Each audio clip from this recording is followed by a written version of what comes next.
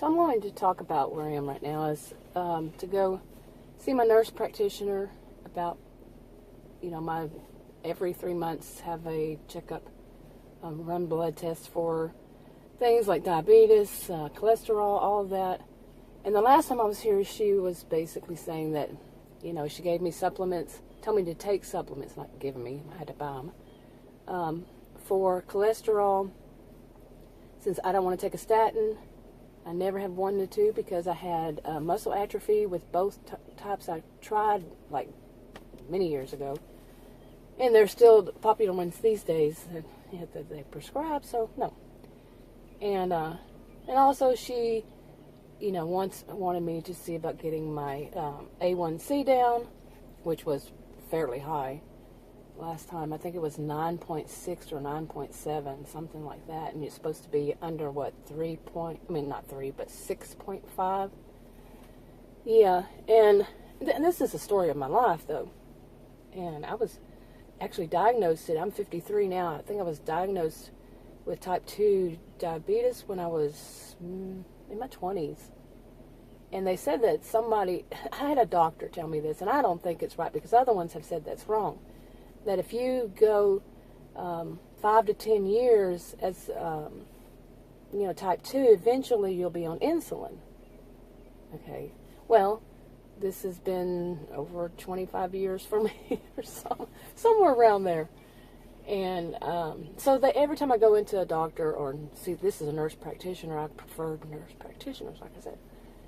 They use that as a threat to me, but I'm wrong, I know. Because it's not really a threat, it's just, what could be eventually happen to someone. At first, they had me controlling mine through diet when I was in my 20s, and I was much more active. So anyway, okay, at this point, since the last time I was here, like 3 months ago, I started walking, and I've mentioned this in a video before. I started walking, and walking more, I should say.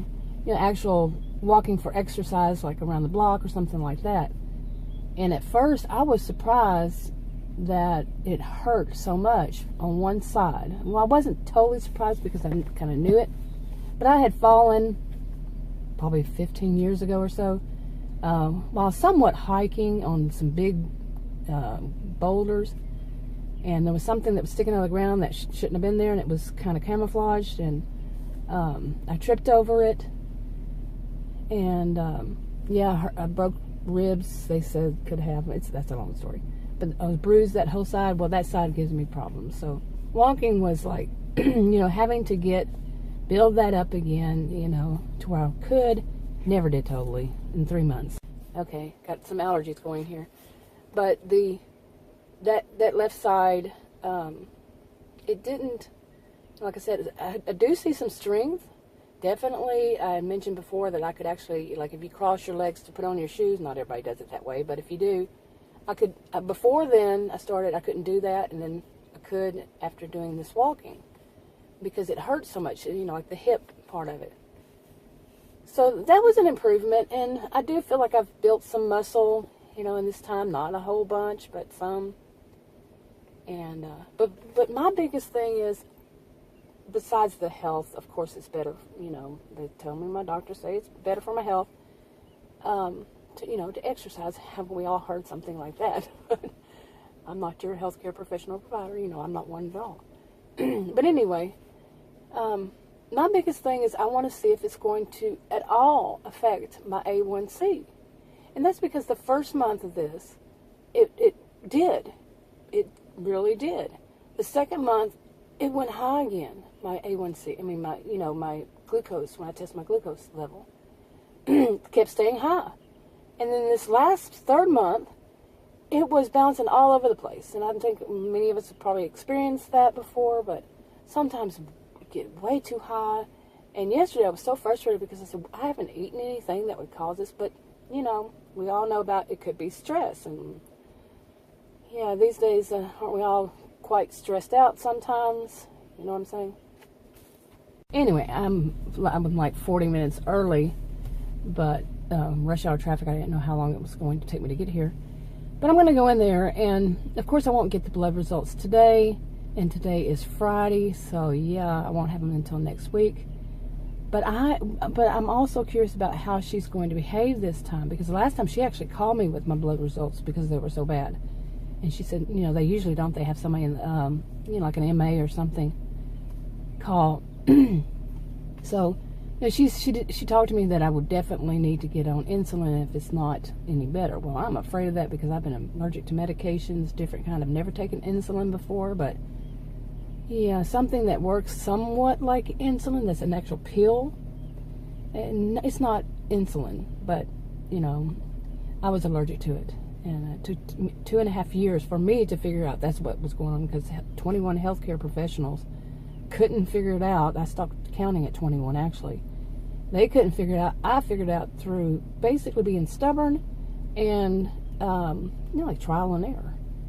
So, and then I was allergic to another one in the same family of pills, medications, and everything. And I figured that one out too myself, real fast. Yeah, that one was real fast after my experience with the other one. So I'm kind of rambling. I think I need just to make a video for some kind of like support. It feels like it, even though it's not going to go up immediately, it just feels that way, I guess. It's kind of funny how we get so used to social media and knowing that there might be somebody on the other end eventually who will give that support, how supportive it does feel for some of us. Anyway, I'm going to go in there and let's see what happens. I'm out of my doctor's, nurse office, and she had a trainee with her, so from the university where I had attended, where I graduated from both my degrees, and alumni, and she, so it went much smoother, and she did everything like in the room instead of waiting outside and all that for like to write the prescriptions and stuff. But yeah, it was still the same thing. She said that, you know, she actually said that she wanted to get my A1C at least under 8. And then, you know, apparently if I got it under 8, I wouldn't be on insulin.